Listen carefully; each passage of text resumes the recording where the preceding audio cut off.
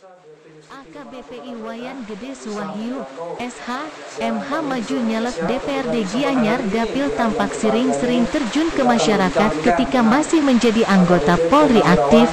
AKBP Purnawirawan Iwayan Gede Suwahyu, SHMH menjadi tahu masalah yang dihadapi masyarakat di wilayah kerjanya. Setelah purna tugas, ia kini ingin mengabdikan sisa hidupnya bagi kepentingan masyarakat di tempat asalnya desa, Kecamatan Tampak Siring.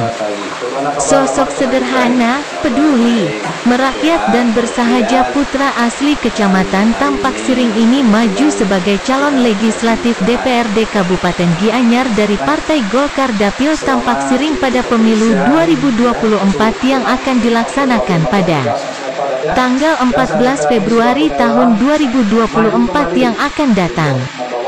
Iwayan Gede Suwahyu, SH, MH menuturkan, dirinya mempunyai cita-cita untuk berjuang memajukan wilayah Tampak Siring dan bisa menjadi jembatan rakyat nantinya dalam menyuarakan aspirasi mereka melalui Partai Golkar, dikatakan Iwayan Gede Suwahyu yang biasa disapa Tagel Wahyu. Pria kelahiran Banjarburuan, Kecamatan Tampak Siring, Kabupaten Gianyar bahwa dirinya memiliki keinginan jika terpilih nanti akan memajukan wilayah desa, Kecamatan Tampak Siring karena wilayah ini sebagai desa wisata yang syarat akan potensi yang perlu terus dikembangkan. Misalnya sebagai pusat seni dan budaya juga potensi ekonomi melalui UMKM. Inilah yang menjadi motivasi saya untuk maju sebagai calon legislatif di DPRD Kabupaten Gianyar, tutur Iwayan Gede Suwahyu.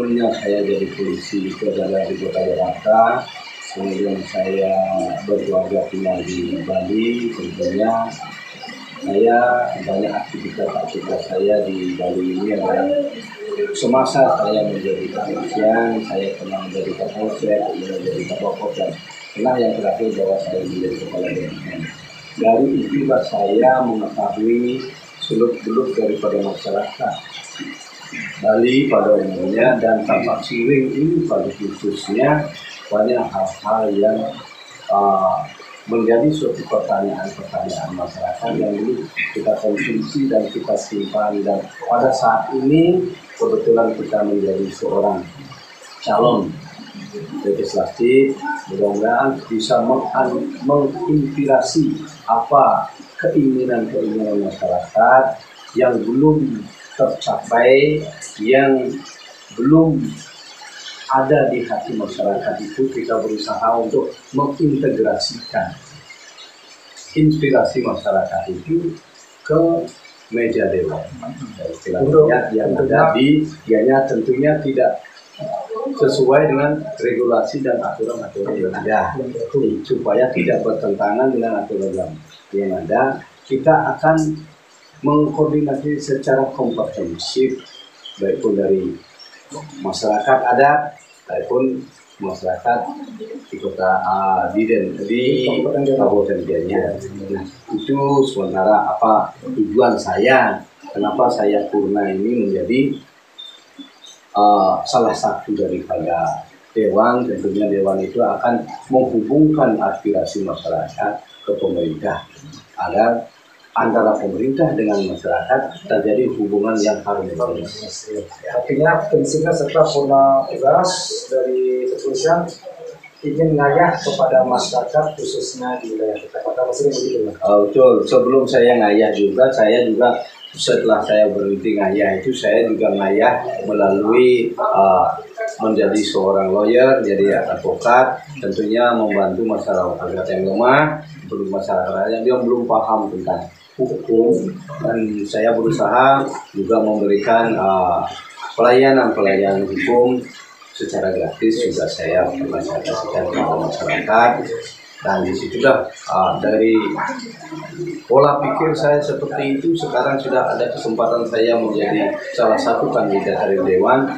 Saya lagi ingin menambah lagi supaya betul-betul saya dapat menyampaikan aspirasi masyarakat kepada di Dewan Perwakilan Rakyat. Tentunya kita nanti akan membantu ya membantu membuatkan atau membuatkan satu aturan yang bisa dijalankan secara komprehensif baik pemerintah maupun masyarakat supaya benar-benar mengayomi dan melindungi masyarakat. Nah, satu hal, Pak Oyo ya, Desa Tampak Siring ya khususnya ya di Kecamatan Tampak Siring ya, di sini kan banyak terkenal dengan seni budaya dan sebagainya, yaitu seniman patung, seniman seni lukis, dan juga keindahan pemandangan tidak kalah dengan daerah lain yang dari wilayah Kabupaten Gianyar. Nah, bila terpilih dan duduk di legislatif, apa yang akan dilakukan pejuang Pak Oyo terhadap desa wisata, menjadikan Tampak Siring ini menjadi lebih baik melalui desa wisata? Baik, terima kasih. Kalau demikian memang kami juga sering bergelut di Tampak Siring ini. Kemudian kami juga sebetulnya juga salah satu daripada seniman. Kami utamanya khususnya kami seniman rupa, kami menggambar dan lain sebagainya. Kami sangat mencintai kesenian. Tentunya untuk menyampaikan, untuk mengintegrasikan hal ini ada beberapa hal yang perlu kita sampaikan. Tampak Siring ini adalah berpotensi, ya. Di Tampak Siring ini seniman-seniman banyak, pengrajin-pengrajin banyak. Alamnya juga mendukung. Ada istana, ada pura-pura, ada tempat-tempat yang memang menjadi sakral gitu ya. Jadi Tampak Siring ini berpotensi untuk kita jadikan tempat wisata yang pertama. Bagaimana kita memajukan artinya budaya-budaya ini ya, artinya kita membuat wisata ya, wisata di Tampak Siring ini, memajukan wisata Tampak Siring ini. Nah, untuk itu, untuk pendidikan, untuk memajukan wisata di Tampak itu perlu beberapa hal yang perlu disiapkan ya. Salah satunya adalah pendidikan. Nah, pendidikan moral ya, pendidikan tentang wisata itu sendiri, pemandu wisata, dan pendidikan tentang yang namanya wisata itu tentunya perhotelan, perlu ada pendidikan sehingga antara pendidikan dengan tempat yang kita miliki ini sangat ada hubungannya. Ya, ada hubungannya. Nah, tentunya tidak segampang itu. Nah, untuk apa kita membuat seperti itu? Nah, selama ini di Tampak Siring terus terang aja masih banyak daerah-daerah kemiskinan. Ya, daerah kemiskinan. Dari mana kita tahu bahwa daerah itu kemiskinan? Tentunya banyaknya bansos-bansos yang turun ke Tampak Siring menyatakan bahwa di Tampak ini Siring ini masih kekurangan. Kalau memang tidak kurang, kan tidak bansos ini kan, ya kan? Adanya bansos ini tentunya nanti di Tampak Siring mengurangi bansos yang datang itu apabila Tampak Siring ini ekonominya sudah kuat. Maka dari itu saya jadi dewan itu bagaimana caranya memperkuat perekonomian di Tampak Siring melalui apa? Melalui hubungan UMKM dan perekonomian secara konkret ya, bisa dirasakan oleh masyarakat Tampak Siring ya. Tampak Siring bisa terbuka lebar untuk pariwisata. Kenapa? Selama ini Tampak Siring sekarang banyak hal-hal yang belum terkomunikasikan di Tampak Siring. Kenapa? Itu kan menjadi suatu pertanyaan kita. Kenapa di Tampak Siring, di tempat wisata ini kita mempunyai kekuatan, tentunya berapa kekuatan yang kita punya, kekuatan orangnya kita punya, orangnya ada, senimannya kita ada, hanya saja kita tidak bisa penyaluran seniman itu di Tampak Siring. Kenapa? Nah, ini perlu kita tanyakan nanti di tempat di dewan perwakilan. Kenapa?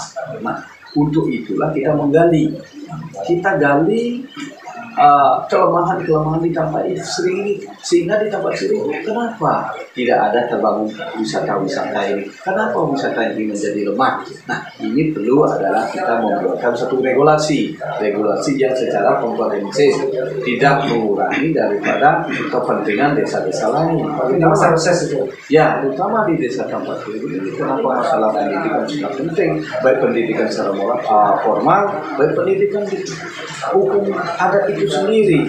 Di Tampak Siring sering terjadi antara adat-adat masalah pertanahan, tanah desa dan lain sebagainya ini terjadi miskomunikasi. Kenapa terjadi miskomunikasi? Maksud kurangnya pendidikan tentang hukum adat itu sendiri dan pelaku-pelaku hukum itu sendiri. Nah, disinilah tugas nanti seorang dewan, nanti mudah-mudahan menjadi dewan dan gitu kan.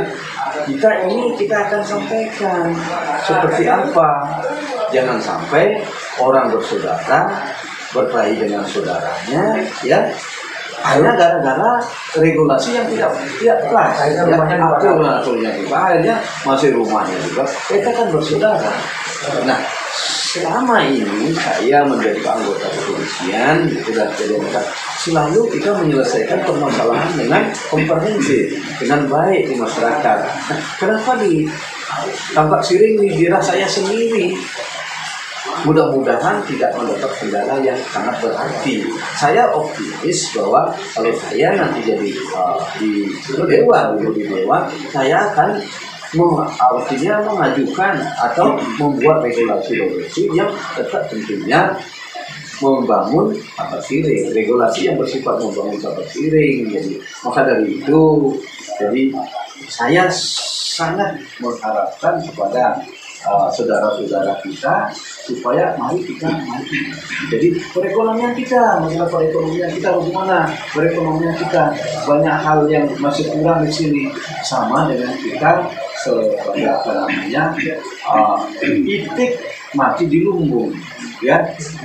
Ayam mati di lumbung, kok kita di lumbung kok bisa mati? Jadi itu artinya bahwa kita belum bisa membaca peluang. Kita belum mengenali diri kita. Ya, kapan kita mengenali diri kita? Manakala kita sudah mampu untuk membaca peluang kita. Sedangkan peluang di Tampak Siring di sangatnya, bagaimana memformulasikan ini peluang ini sehingga bisa dimanfaatkan oleh masyarakat Tampak Siring. Itu ya. Nah, yang terakhir ya, karena sekarang ini pemilik kalau tidak pemilik. Nah, kedua, sebelum mereka hari Sabtu untuk menuju TPS, harapan Pak Wahyu baik, dan sekarang kan kita karena masalah pemilih, ya. Pemilih itu dari awalnya itu kan ada dua. Untuk memilih itu ada dua, itu pilah dan pilih. Untuk memilih itu kan terdiri dari memilah. Memilah itu memerlukan ilmu, ya, memerlukan pengetahuan. Kemudian yang dipilah itu siapa? Baik pun pendidikannya, baik pun pengalamannya, baik pun terutama dalam mentalnya. Kalau walaupun mempunyai pendidikan yang bagus, ilmunya bagus, tapi mentalnya kurang bagus, nah ini juga menjadi pertimbangan bagi pemilih, kan begitu. Kemudian dikatakan tadi bahwa ada pemilih pemula, pemilih yang mana dan pemilih yang lain itu sebetulnya tidak menjadi masalah, ya. Pemilih pemula itu juga dia justru pemilih pemula ini sangat berpikir tentang siapa yang harus dipilih, ya. Kenapa dia dipilih? Dan begitu dia pemilih pemula ini dan bagaimana caranya, aturan-aturan memilihnya ini. Dan ini kan nanti ada pelatihan, ada pelatihan memilih dan bagaimana pelatihan penyogok, dan tentunya juga ada kecurangan juga yang akan dibuka oleh pemerintah. Bagaimana dia, sehingga kalau ada kecurangan itu juga ada aturan yang mengatur. Jadi mudah-mudahan nanti kalau adik-adik kita atau masyarakat kita yang pemula ini, saya rasa kalau menurut saya secara kecerdasan di masa sekarang ini anak-anak pemula itu lebih cerdas daripada kita. Justru yang menjadi pemikiran buat kita ini adalah pemilih yang bersifat ortodoks. Pemilih yang bersifat ortodoks itu tanpa melihat siapa orangnya, kenapa dia, bagaimana misalnya. Yang penting itu menurut dia kan begitu loh pemilu ortodok.